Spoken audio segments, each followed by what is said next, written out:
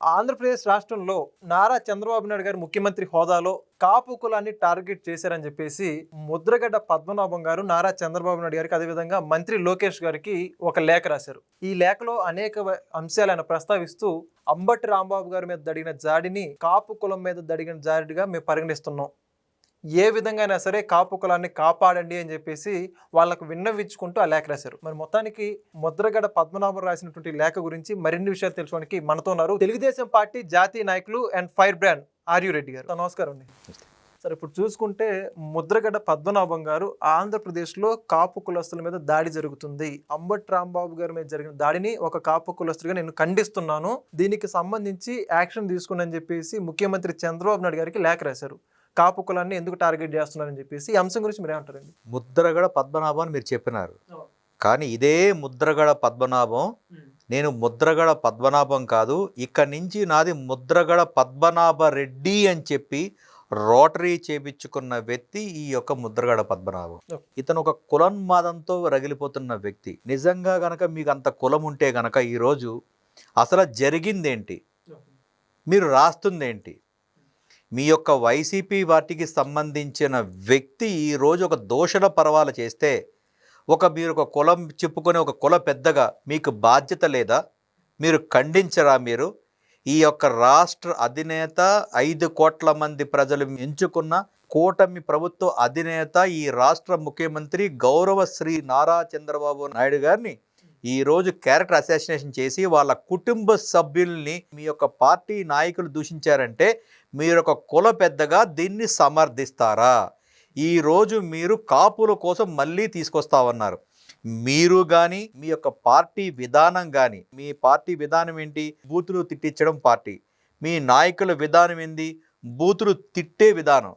మీ యొక్క అధినాయకుడు ఏంటి? ఈ యొక్క బూతులు తిడుతుంటే అతను సునకానందం పొందే సునకరాజు. సో ఈ యొక్క విధానంతోనే మీరు మాట్లాడుతున్నారే తప్ప ఈరోజు రాష్ట్ర ముఖ్యమంత్రి గారిని తిట్టడం అనేది ఖండించాల్సిన విషయము. అది క్షమించారా అని నేరం అని చెప్పి ఈనాటికైనా సరే వైఎస్ఆర్సీపీ పార్టీకి సంబంధించిన ముద్రగడ పద్మనాభరెడ్డి ఏ రోజైనా మాట్లాడడం జరిగిందా? ఈరోజు ఆ యొక్క సమస్యను పక్కదారి పట్టించడానికి ఈరోజు నువ్వు దొంగలేఖలు తీసుకొచ్చి గౌరవ ముఖ్యమంత్రి గారు కానివ్వండి, గౌరవ మంత్రివర్యులు నారా లోకేష్ గారికి ఈరోజు నువ్వు కాపులు ఇలాగా మీరు చేస్తున్నారని ఖండించే ఒక ముసలకన్ని నువ్వు కారుస్తా ఉన్నావే. అసలు మీకు కాపుల పట్ల మీకు ఎంత చిత్తశుద్ధి ఉందో ముందు మీ గడిచిన 5 సంవత్సరాలు నువ్వు ధృతరాష్ట్రుడిలాగా కళ్ళు మూసుకొని కూర్చున్నావు కదా పద్మనాభరెడ్డి. ముద్రగడ పద్మనాభరెడ్డి దౌర్భాగ్యం. నువ్వు ఏ అర్హతతో రెడ్డి అని పేరు పెట్టుకున్నావు? రెడ్లు మేము, రెడ్డి రాజులు మేము. నువ్వు ఏ అర్హతతో నువ్వు రెడ్డి పెట్టుకున్నావో, నువ్వు ఏ విధంగా పెట్టుకున్నావో మరి నాకు అది అర్థం కావట్లేదు. సిగ్గుపడాల్సింది పోయి ఈరోజు పద్మనాభరెడ్డిగా పెట్టుకొని ఈరోజు నువ్వు కాపుల కోసం ఈరోజు ఒత్తాసు పెట్టుకొని తిరిగి ముసల కన్నీరు కారుస్తున్నావంటే నిజమైన కాపు కులస్తులు ఈరోజు నీ మీద దండయాత్ర చేస్తారనే సంగతి మీరు మర్చిపోకూడదు. మానవత్వం మరిచిపోయి మీరు మాట్లాడుతూ ఉన్నారు. రాజకీయాల్లో విమర్శలు ప్రతి విమర్శలు ఉంటాయి. వ్యక్తిగత దాడులు చేయాల్సిన అవసరం ఏంటి? దానికి కూడా మీరు ఖండించకుండా ఈరోజు మళ్ళీ యూటర్న్ తీసుకొని రివర్స్ పాలిటిక్స్ చేయాలనే ఉద్దేశంతోనే ఈరోజు మళ్ళీ ఒక లేఖల కవింపు చర్యల భాగమే ఈరోజు ముద్రగడ పద్మనాభం రాసిన ఈ లేఖ. ఈరోజు కాపుల కోసం నువ్వు మాట్లాడుతూ ఉన్నావు, మర్చిపోతూ ఉన్నావు. ముద్రగడ పద్మనాభం గారు, ఇది ప్రజాప్రభుత్వం అనే సంగతి మర్చిపోతూ ఉండారా? మీకులాగా దొంగల ముఠా పార్టీ కాదు, దొంగతనంగా వచ్చిన పార్టీ కాదు, దొంగతనంగా డబ్బులు సంపాదించుకున్న పార్టీలు అంతకన్నా కాదనే సంగతి ఈ యొక్క వ్యక్తి కళ్ళు మూసుకునే ధృతరాష్ట్రుడు లాంటి వాడు, అలాంటి వ్యక్తి ముద్రగడ పద్మనాభం ఇప్పటికైనా తెరుచుకొని ఒక్కసారి గనక చూస్తే గనక ప్రజాస్వామ్యంలో ఏం జరుగుతుంది, మీరు ప్రజాస్వామ్యంలో ఏ విధంగా ప్రవర్తిస్తున్నారనే సంగతి మీకు క్లియర్గా కనబడతా ఉంటుంది. ఈ రాష్ట్ర ఉప ముఖ్యమంత్రి గౌరవ శ్రీ కొనిదెల పవన్ కళ్యాణ్ మీరు మర్చిపోతా ఉన్నారు. రాజకీయాల్లో మీరు ఉన్నప్పుడు కులాలు, మతాలు, ప్రాంతాలు, వర్గాలు, వర్ణాలుగా విడదీసిన దౌర్భాగ్యమైన పార్టీ ఏదైనా ఉందంటే ఈ రాష్ట్రంలో అది యువజన శ్రామిక రైతు పార్టీ. దానికి మీ అధ్యక్షుడైనటువంటి ఎదుగూరి సందెంటి జగన్మోహన్ రెడ్డి. రాజకీయాల్లో ఉన్నప్పుడు కులాలేందండి, మతాలేంది, ప్రాంతాలేంది. ఈరోజు కూడా మనం ఇంత 21st సెంచరీలో ఉన్నా కూడా మనం ఈరోజు కూడా మీరు కులాల కోసం మాట్లాడుతున్నారంటే ఆ కులపోలే మిమ్మల్ని హసేయించుకునే స్థితికి మీరు దిగజారిపోయారన్న సంగతి మీరు మర్చిపోకూడదు పద్మనాభం గారు. సొంత ఇంట్లోనే మీ కుటుంబ సభ్యులే మిమ్మల్ని చేదరించుకుంటా ఉన్నారు. మీ యొక్క స్వార్థ ప్రయోజనాల కోసం మీరు ఎన్ని విధాలుగా దుర్మార్గ చర్యలు చేశారు. మీ కుల ముసుగులో వండుకొని ఆ కుల వ్యక్తుల్ని మీరు ఎంత అనగదొక్కారనే సంగతి మేము చెప్పాల్సిన పని లేదు. ముద్రగడ పద్మనాభం, నీ కుటుంబ సభ్యులే, నీ సొంత కూతుర్లే మీకు చెప్పిన సంగతి మీరు మర్చిపోకూడదు. ఆనాడు ఈ యొక్క కుమార్తె ఎవరైతే ఉన్నారో గౌరవ పవన్ కళ్యాణ్ గారిని ఒక భగత్ సింగ్గా అభివర్ణించి వారి యొక్క నిజాయితీకి నేను నిలబడతాను అని చెప్పి నిలబడిన సంగతి మీ కుటుంబంలో లేదా?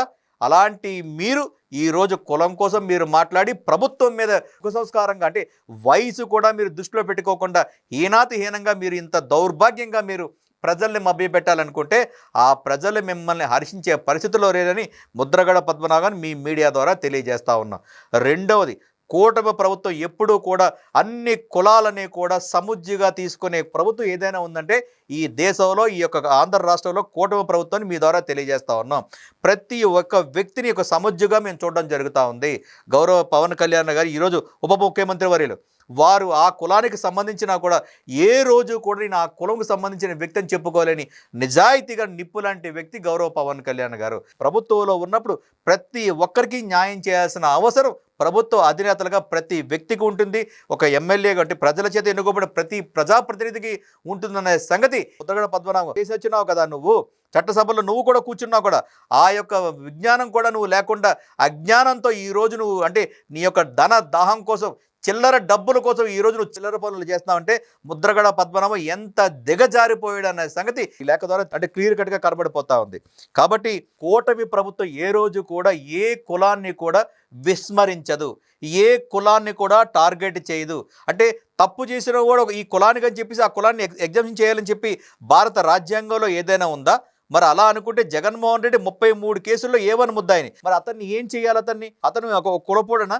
జగన్మోహన్ రెడ్డి ఏ కులపోడు ఈ రోజు కూడా జగన్మోహన్ రెడ్డి చెప్పుకోడు.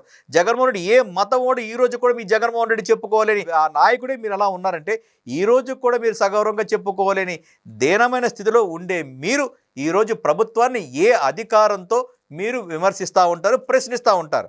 కాబట్టి ఇలాంటి ప్రశ్నలు కానివ్వండి, ఇలాంటి యొక్క దుర్మార్గమైన ఆలోచనలకి ప్రజలు ఎవరు విమర్శించరు, ప్రభుత్వం కూడా పెద్దగా పట్టించుకోవాల్సిన అవసరం లేదు. కానీ ఈ యొక్క ప్రశ్న ఉత్పన్నమైంది కాబట్టి ఒక పార్టీ ప్రతినిధిగా ప్రభుత్వ తరపు నుంచి కానివ్వండి, ప్రజల తరపు నుంచి కానీ నాకు చెప్పాల్సిన బాధ్యత నాకు ఉంది. కాబట్టి ఈ కూటమి ప్రభుత్వం ప్రతి ఒక్క, అంటే కులస్తుని కానివ్వండి, ప్రతి ఒక్క 5 కోట్ల మంది రాష్ట్ర ప్రజల్ని ప్రతి ఒక్కరిని గౌరవించే ప్రభుత్వం ఏదైనా ఉందంటే ఆంధ్ర రాష్ట్రంలో కూటమి ప్రభుత్వం అనే సంగతి క్లియర్ కనబడతా ఉంది. ఇక్కడ మాకు కావాల్సింది అభివృద్ధి.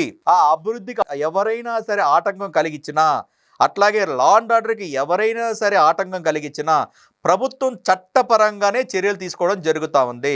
దానిలో భాగంగానే ఈరోజు ఈ రాష్ట్ర ముఖ్యమంత్రి వర్యుల్ని, వారిని ఒక వ్యక్తిగత దోషులతో దూషించిన ఒక దుర్మార్గుడు లాంటి ఆంబోతుల వ్యక్తిని, అంటే సిగ్గు శరం లేని ఒక మనిషి జన్మకు పుట్టారా లేకపోతే మృగాలకు పుట్టారా అనే సంగతి కూడా తెలుసుకోలేకుండా పుట్టిన వ్యక్తులు ఈరోజు విచక్షణ కోల్పోయి ఒక పెద్ద మనిషి లాంటి వ్యక్తి, అంటే చంద్రబాబు నాయుడు గారు ఈరోజు నేను పార్టీ నాయకుడుగా, నేను మా నాయకుడుగా నేను చెప్పట్లేదు, ఈరోజు చంద్రబాబు నాయుడు గారు అంటే ప్రపంచ దేశాల్లో తెలియని వ్యక్తి అంటూ ఎవడు లేడు. అట్లాంటి ఒక తెలుగువాడి యొక్క ఖ్యాతిని ప్రపంచ నలుమూలలా తీసుకెళ్లిన మహానుభావుడు గౌరవ నారా చంద్రబాబు నాయుడు గారు. తెలుగు వాళ్ళు ఎక్కడెక్కడో ఎంతో ఉన్నతంగా ఉన్నారంటే దానికి ప్రధానమైన కారకుడు గౌరవ నారా చంద్రబాబు నాయుడు గారు. అలాగే ఈరోజు రాష్ట్రానికి మీ యొక్క దుర్మార్గమైన పాలనలో ఆంధ్ర రాష్ట్రాన్ని అంటే అడక్కం తినే విధంగా మీరు చేస్తే గనక ఈరోజు ఆ గాడి తప్పిన రాష్ట్రాన్ని మళ్ళీ గాడిలో పెట్టి, అంటే గాడి తప్పిన రాష్ట్రాన్ని తిరిగి మళ్ళీ ఒక గాడిలో పెట్టిన గనుడు ఈరోజు గౌరవ ముఖ్యమంత్రి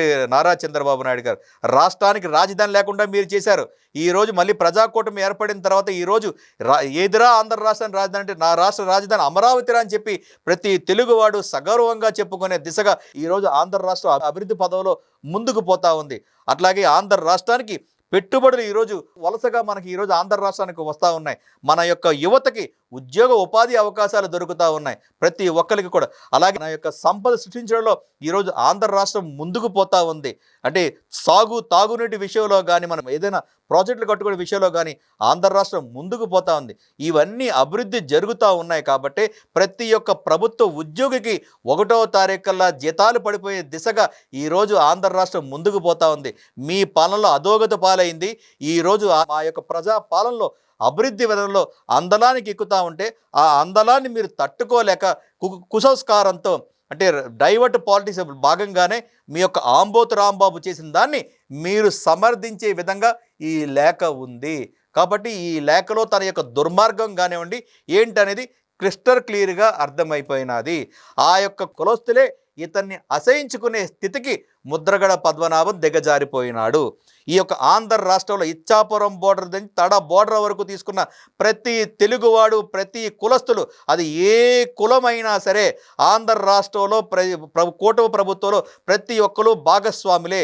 ఎవరికి ఏ అన్యాయం జరిగినా ఖచ్చితంగా ప్రభుత్వం చట్టపరంగా చర్యలు తీసుకుంటే తప్ప ఈ కులపోడికి తీసుకోకూడదు, ఈ కులపోడికి తీసుకోవాలని కుల రాజకీయాలు చేసే ప్రభుత్వం ఈ కూటమి ప్రభుత్వం కాదని మీ ద్వారా ముద్రగడ పద్మనాభరెడ్డికి తెలియజేస్తా ఉన్నాం.